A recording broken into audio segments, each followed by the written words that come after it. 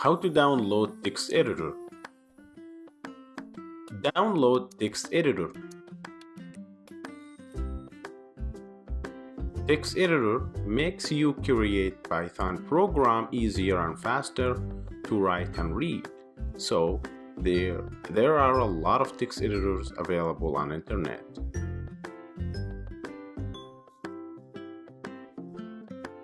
We will download and install a text editor called Brackets for free, and it's available for Windows and Mac OS. Let's see how. First, go to google.com and type Brackets, and then choose the first one.